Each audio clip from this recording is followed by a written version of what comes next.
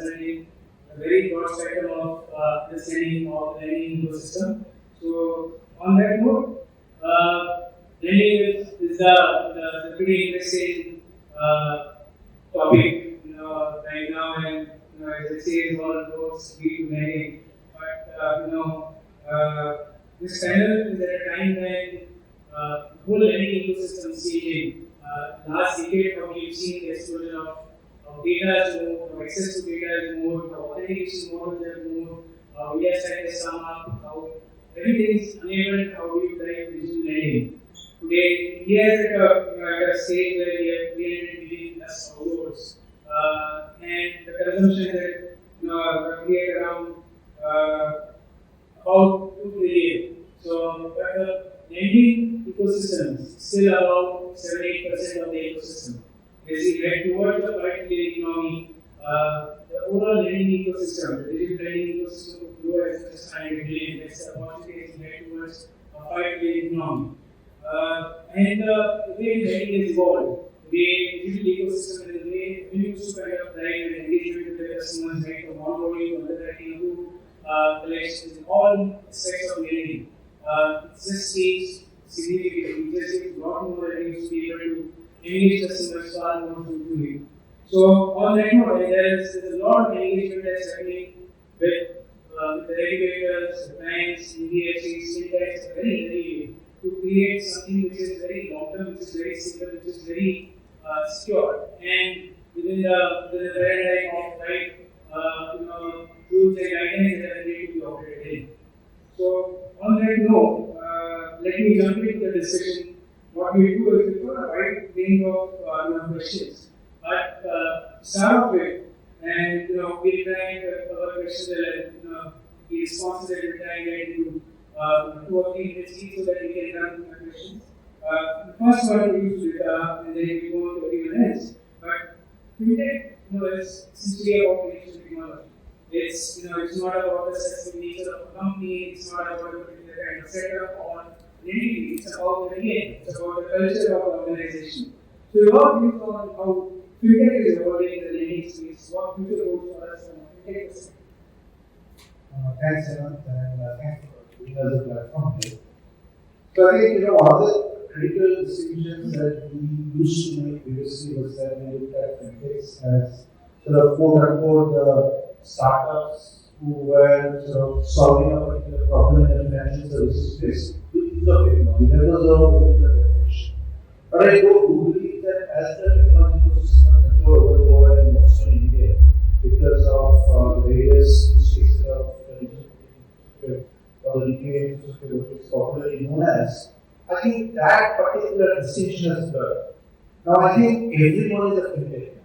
Whether you are a private sector bank, whether you are a non-banking financial services company, or whether you are fintech. So now, this way I tend to define fintech as what I call horizontal fintech or vertical. Horizontal fintech is practically a bank or an NBFC where you are trying to apply a broad-based digitalization initiative to all the lines of business that you do. And vertical fintechs are typically the original definition of fintechs where you are focused on one line of business but trying to go deep in solving the problems in that. And typically, if you see to run a successful organization in this case, right, whether the vertical fintechs need the horizontal platform, and the horizontal platform needs the vertical. So, in a way, it's a symbiosis that is going on. If you see lending, if you see payments, if you see everywhere, if you see even corporate banking, even SMEs, everywhere, the play of this horizontal surfaces are continuously moving. And frankly, each and every solution that we think of, either can be built in-house within the large financial services organization or the financial services organization can collaborate either to generate leads or to do underwriting together or to do lending jointly together. So in a nutshell, and this is what I always have maintained, is that fintech, the fintech ecosystem is an ecosystem on which the banking or the financial services industry is startup strong. The fintech capability is startup strong. This has been saying since the last 5 years, and I think sitting in 2024, that piece is going to be fantastic. Akshay, your views on everyone is a fintech. I remember we introduced our app for the first time in the you still don't really need to use all that stuff. Now we have the question that it is real time, there is no waiting to per se. But that's true for every other line, they are the same index solution we follow in that. I think it's now the world is changing. Now it's about collaboration and saying that if there's a customer, how do you cater to better? In operational efficiency, how do you use data better and managing technology service providers? So if they fintech should move from just being providers of technology or partners in distribution or becoming manufacturers to clearly becoming big tech companies. So the amount of data fintechs are able to underwrite, amount of consumer flow they're able to manage, the amount of customer interaction customers are able to create, there's a movement taking place, which is how fintech can solve real life problems, how futuristic technology can be built to manage consumer better. I would say most of the time, it takes now spending time to build the next set of scorecards. And scorecards also evolved. I remember our first scorecard had 100 variables and many of our partners said how we build 100 variables. Now it has 8,000 plus vended variables. It's possible to even calculate them. The other side is how you use technology in a very efficient manner. How you become a beacon that this is going to be the future of how competition will be managed and customer will be treated in a very efficient, structured manner. So you could use cases which is very different in industry. We also think about the most simple part of it. Money goes up, money has come back, which means you have to build a system and relationship. If a lender has, let's say, 20 million customers and he has to collect back, you have to have buildings of contact centers because some people don't pay, some practices have to be placed. The minute you leave that, let's say you use generative AI, you use the concept of NLP costs, you can get the same consumer for 6 times more efficiently without a human being and bringing up the cost of a large infrastructure. That's the next wave of work. And similarly, when you look at classical lending, the same practices will be available to fintechs, like we just spoke about working horizontal. The same services will come to all players so they can also build in the same capability of any Sure. Yes, how do you think about technology? So, thanks for the question. I'm happy almost in the lead time there and almost years in this ecosystem. And the way I would look at it is that 6 to 7 years ago, as Chris mentioned, that Fintech was considered to be a startup way of doing finance. That they become a marketplace platform or become a marketplace app or do a small DSA kind of thing and so they try to do something on the side. That was the overall impression that people have about what Fintech means. But now it has moved into saying that Fintech is essentially version 2 of delivering financial services in India. It's a way of doing business in finance rather than a particular type of a company.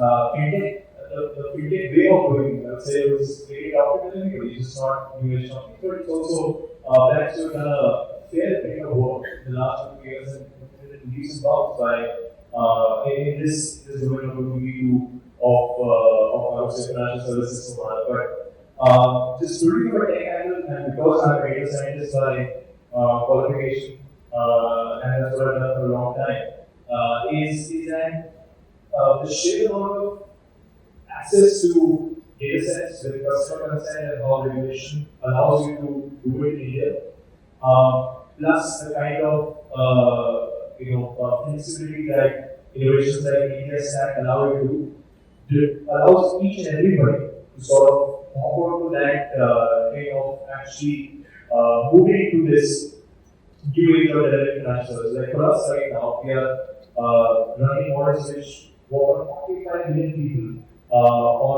on time series data, which is something that I wouldn't even fathom in possible 6 to 7 years ago.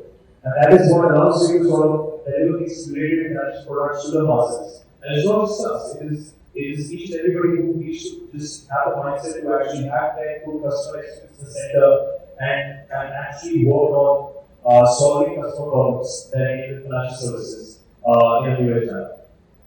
And deciding on a different, the same question but in different, what future goals? First of all, let me only on thanking everybody. When you are the last speaker in the panel, one of the pitfalls will enter that all the wisdom has already been distributed. But nonetheless, let me say, I agree with it. That definition of fintech, banks, traditional players, NBFC is rather blurred now. It has become quite vague. But having said that, I think one of the recurrent irony of our banking system today, despite that, it is not easy for an average, well-meaning, rational person to get credit in India.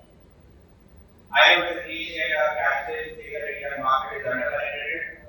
Ladies and gentlemen, that is true. The market remains underpenetrated. And underpenetrated by a very big margin. Any comparison that you do, the point of time, any comparison that you do with the Western market or any competitive market, there is a big, enormous gulf between where we are versus the other countries. The reason I am saying this, as much as we are saying we want fintech, my sense is we are at the turn and cusp of seeing a bigger change in the years to come. To talk about the future. And I think whatever we are seeing is just a focus of many more things to happen. I would rather concede that there are many issues which I think fintech has added a flavor to, be it technology, be it data, be it distribution, be it many things. But there is one area which I think will create everybody else's comparison, and that is one on just the reach. Just the reach. Today, as we speak, I know we are this with a slightly biased group. We all come from the lending background, but talk about payments, the confidence of payments and lending. We have barely scratched the surface. Today, it is possible to actually go into the most intellect of the places. Companies like me, and I believe I'm not unique. Everybody, when we give loan to cars, but to people who are in Kashmir, maybe somewhere in Northeast. You draw the map of India, it can become an exercise to say is there given a single spot which is remain untouched. What are the specifics? I think the specifics are basically sorry, coming up with similar question that I wanted to jump into that one. Let me come back to you on this one. This is a very interesting one, we'll come back to that one. But when you look at it right now, when you see the analysts saying this, Fintech is about a symbiotic relationship with vertical horizontal. It's at the cusp of something which is a lot that goes in future. There is going to be the experience that we manage for the customer. But on that note, we go to various sessions so that you get a complete perspective. This is some more data that you want to share. So data is a critical step in lending, there's risk underwriting, there's selection, there's onboarding, and then there are various segments. MSME, rural, urban, salary, and it creates a critical state at any point in time. Just in the interest of time, if you could give back or give some sense of how they do with this data, organization, how is data, created, one innovation that you want to go. And then I come across to everyone, on one thing that, how do we got on data? But first of data set in created by they have the scale level, they have 50 billion terabytes. I think they learn how to have additional database. It's web catalog, single platform, and each element will be model and then we will generate stuff on. So let's look at some examples, right? And it's very interesting to visually see it. If you have captured 1 million selfies of customers when they take KYC, or you've done actually 10 million now, and if you come and do this half a million video KYC, usually you get the same customer, the right customer. When you have catalog ready, you can come and say, listen, am I attracting younger people or older people? Am I attracting sentiment of people when they're applying? And I could really want to say, instead of rupees, let's say, look at the guy over the human mind will try to do these things, judgment analysis, but machine will do it consistently. It will be able to do against millions of data points, able to do that in a very different manner. So when data is used in an interesting manner, it actually gives very differential results. And behind this, there's the creation of the capability of doing stronger, focused business where you will compete fundamental efficiency. When you put it back, what is the biggest advantage? Their cost of capital is 4%.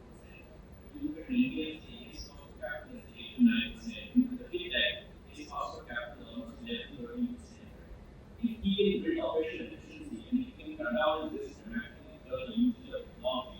now he competes with the bank. It doesn't, he's no more competing with the next challenge. He's going to the last mile challenge and saying, I can introduce products which did not make sense earlier, right? To the last mile customer, and we said, some guy sitting in a small town, for him, it's impossible to fill up a form. He can talk on a video, right? Why can't you service him using a video to give him a loan? Right? It can be done in even that process. You still only your OPEX to be lower, let's say OPEX to be less than $5, and you still distribute a lending product. That's very good data science. One thing, in the data sector, certain products that each of the companies focus on. But something that you don't talk on the innovation side that you very interesting. Yeah, actually, it's a very interesting question. I think we have all got our own stories about how data gets leveraged in the domain of financial services and fintech overall. But if I talk in our tech, the baseline is out is that with very estimates, 10 to 15% of India actually has a bureau credit score. 10 to 15% of those who actually have a bureau credit score have a score good enough for money to lend by a bank. So you're talking about 2% of India maximum that if they walk into a bank branch, they will actually get money. My friend Ranvir spoke about the fact that India is very underpenetrated. This is the degree of underpenetration that we're actually talking about. We always get biased when we walk into a bank branch to get the best credit card out there, but that's not the case on an average in India. So how do we solve that problem? So that's what we said it can be basically on a whole large segment, big data analysis of a large cohort of customers in India. Can we look at behavioral data that is accessed to consent across the board to look at who customers are beyond financial parameters? Who are these customers? What kind of transactions do they do? What kind of job do they do? What kind of behavior do they have when it comes to digital footprint? And then profile them, because then that is actually behavioral analytics without any bias of financial parameters. The moment you put financial data in, you're getting biased because that probably doesn't exist, or it's probably bad because these guys don't have a good score in the first place. So how can you sort of make your own score getting biased by something that is not good enough? And that has really been a phenomenal story that sort of is inspiring for us as well as for people that behavioral data at scale can give you insights that you predict credit behavior at scale as well. Yes. We have some data. Again, I think getting the same phenomena of getting around on the way to the solution. I wanted to make 2 points. First, I think the whole power of data, I think we have to be fully explored. What has happened in the last few years is there is enough and more data which is becoming available. That data was not available before. What is this data? Transaction data, UPI data, what are the purchase behavior data, the kind of other interaction the customer is having. And that has given arsenal people like us to create the right model using ML, using AI techniques, so on and so forth. I know words like ML and AI have got deeper into the usage, and they have become a universal expression of comprehension. But one area where I think machine learning has really made an impact as far as business models are concerned, as far as reaching out to the customers is concerned, is the area of digital lending. And it is not an isolated view, but perhaps a view shared by a large spectrum of people, regulators understand it, our partners understand it, even a bank or a traditional bank who are paralyzed by dissident, they also understand it. That's one area. I can get into the details of the model, but we may talk later on. I think the second area which I wanted to touch on, which is a rather important one, there is one big myth which exists. And the myth is that just because you are serving, say, mass market customer or a slightly upper end of mass market, all the rules of customer service, convenience, and proposition delivery, all those rules are suspended. Totally is wrong. It's not only about using data to do the risk and then say, I will give the credit. Here is a customer who can be equally demanding, if not more. And I believe that's where the data has the second part where it becomes very powerful. I think one thing we all companies have done is our ability to segment the customer. These customers come from different ethnicity, different classes, different income profile, etc. But being able to see a pattern in the mosaic of these large and very heterogeneous set of customers and being able to offer the advisor what they are looking for. Transparent as regards pricing, simple and uncomplicated process, uncomplicatedness as regards process, and smoothness as regards everything. But they are also looking for rewards. They are looking for those things which are usually have been the domain of the so-called affluent HNI. And I think that's the other area where data has played a very, very significant role. And we are just beginning to see many, many years getting uncovered as we go along. Very interesting. So, yeah. So, being a business manager for a long time, right? When I look at data, I look at three things. First, is it reporting productive? Is it reporting user experience? It is very, especially lending. And obviously, finally, massaging everything or using everything has to go to the bottom line. Right? So, and you have to understand that in lending, most of our objective is to understand the customer, right? And there are areas of customer in which there are data shadows. You do not really understand. And the sort of the entire exercise of getting more data is to remove the shadows, right? And make sure that the entire customer is in complete light. And that's why I'll give you an example, right? Where real life in my previous assignment, not specific needs here. The fact is that when we were building a credit card portfolio with one of the largest e-commerce players in the country, right, we tried to figure out whether we could do the underwriting on our own or whether we take it, right, in terms of what we call signals, right, to see the particular underwriting more better.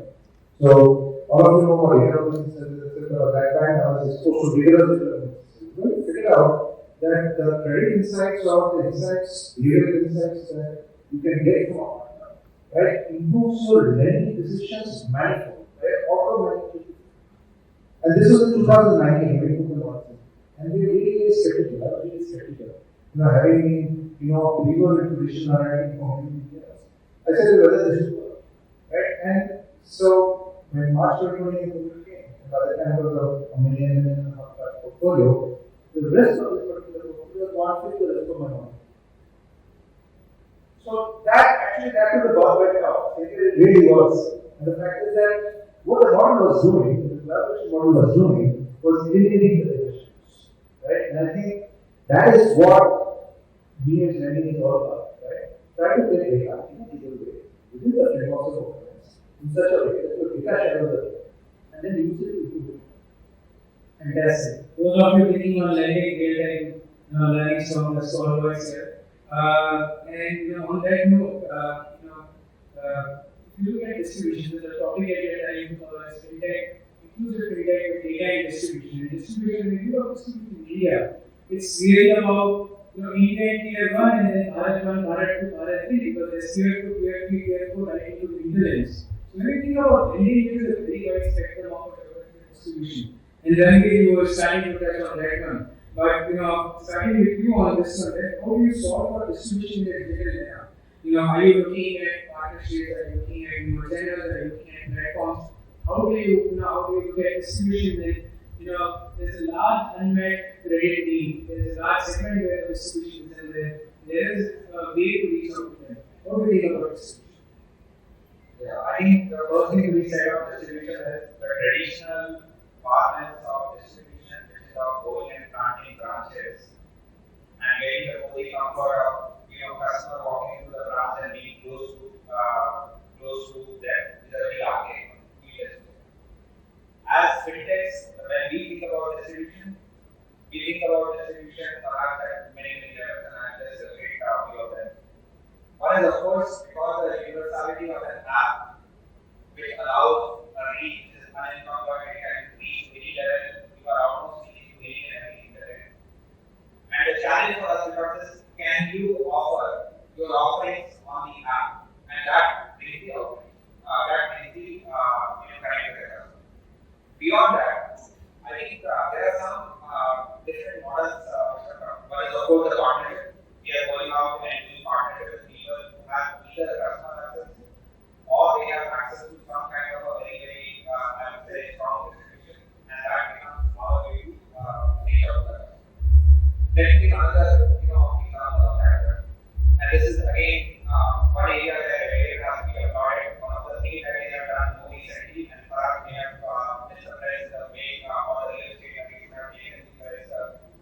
have actually offered DCAR license to players like us. What it does for me, as we are sitting just at a doorstep of credit or UPI or African Pay, is to make almost all the QR codes that you see in the country a positive transfer. Once I am able to offer these transactions, scan and pay, this adds to distribution. Then I don't need to sell anything. And now we can calculate how many branches one is talking about. One is talking about not 100, 200, 500, not even million, more than that. And that I think has given a different figures as far as the distribution is concerned. The only other thing I would say on distribution is that distribution is also a little bit of a secondary. Depending upon what customers you are talking about, the choice of your distribution channel can vary significantly. A partnership is working class of business. It can, for example, we are targeting many small businesses, many self-employed customers, so on and so forth. There, it just requires a very different level of business model and partnership that we have. So with how do you think of distribution? You have a large offline distribution and digital distribution. How do you think of this? See, we are one of the largest rural areas. We have 40,000 crore rural book, right? And we have a very large workforce in rural areas. So one of the challenges is that I think it's the last story great because especially for micro loans, when we have to get rural lend to rural women, the digital portion is still very lower. That's a large portion. So our approach has been to digitize the relationship, digitize the payments, so the administration. But what we want to do going forward is that, and this is something we have taken this on a project on the mission board. We believe that financial services firms, especially banks or NBFCs or banks, haven't really taken a leap to design a new user experience and a user interface which specifically meant for non-sophisticated rural usage, which is very simple and easy, very two or three main things to do and simple. They're using WhatsApp, we've seen when I go to the villages, I see they're using WhatsApp, they're using YouTube. The data penetration is there. Of those people who have smartphones, I mean that's an issue. Smartphone penetration is an issue.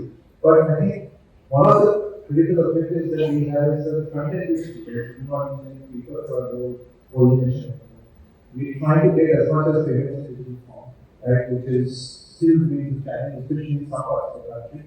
But last but not least, making sure that the user interface of the app that you do, where you can track the use or you can track the statements, is very it's a long journey. I think it will take another 4 or 5 years to get to some sort of full usage. So very quickly, when you think of distribution, what do you think that is on top of your mind? I think everyone wants to monetize their customer base. We always find a way that distribution becomes a monetization engine. That's one critical area. But I give a very interesting result which I got out of it. One of my largest distributors is actually one of the largest consumer lenders in the country. He wanted to keep my business. Why? But he finds it difficult to do 100,000 rupee loans on his salary sheet. He becomes a distributor for me. Similarly, if you look at my customer base, 100% of my customers are salaried, 100% of my customers have a savings account, and in most cases they have a corporate savings account. Yet only 50% were able to borrow from a bank. So we go back to the bank with a reverse proposition. They power a few banks so that their customers can get a 50,000 rupee loan from us. Now that's an interesting journey. Distributor offer distributor, and it's their own reversion taking place. Banks are becoming VCs, they are becoming the primary. And that's the new future. Everyone is enabled to sell a financial product. Right? You can, it's like insurance. Everyone sells it, but the insurer also sells it. And that's where monetization takes place. And distribution is a critical component of building reach for large India. Yes, you will run out of 30 seconds for your This time was Ranvir, I was say I agree with everybody. So, no, I think that if you look at distribution has evolved in India very rapidly 10 years ago with one of the fastest rates of internet penetration globally, fastest rates of smartphone penetration globally. You have a bunch of players building convenience platforms on the internet and building wallets, building internet platforms, building marketplaces. Level one or version 1 of distribution. The way Bangalore was to build it on top of it, because they partner with these marketplaces, platforms, wallets, and offer their customers transportation for the partner taking away to monetize their platform. Secondly, then you go ahead, which is something that we personally believe in, is that the future of credit is embedded. That eventually, because of the flexibility that India's having access to data that platforms select allows you, people might not always want to download an app to take credit. They might want to have credit available in the process of the transaction with the customer. So that means, for example, today we are one of the largest vendors of on the IRCTC checkout. 30 seconds is all you've got to make sure that customers is approved at the point of sale, give them credit and the transaction is done. But last one I would make is that this is not how distribution is going to be. If actually Fintech is going at 100% year-to-year, Fintech lending, then where results are, look at the leading indicator of credit delivery, which is supposed to FMCG consumption. Hindustan Unilever says that the year-to-year growth in sales is 0%. The rural indicators of FMCG are actually going down. So I think that the next phase will be about creating new markets, because ultimately everybody is over-leveraging the same customer through different platforms, right? And that's I think that the next phase would be there's about create new markets to actually give out credit. Obviously, this serves we have the beginning, but the reward will be for the taking, because then we build your own distribution out there. So, right view on distribution, right? So, only for offline to already in partnerships, to looking at your channels from both of them. I have a couple of questions, but I don't have time. But what I do is, I can take 2 more minutes. I'll do a quick fire. On this question, you can like 2 or 3 words to give your responses. Just really change the format. But user experience is critical with that. 1 or 2 words in what you think you will if you are going to change superior user experience. Let's say 2 or 3 words. Behavioral economics. Akshay. So I make the things better for your life. Move from active customers to enablers. Active customers to enablers. If you are doing it, I believe this concept called segment 1. It's called hyper-personalization. It's not a large segment, how you solve the segment 1. Right? How you solve the one guy and comes to that. That's what I think segmentation and segmentation, micro-segmentation and micro.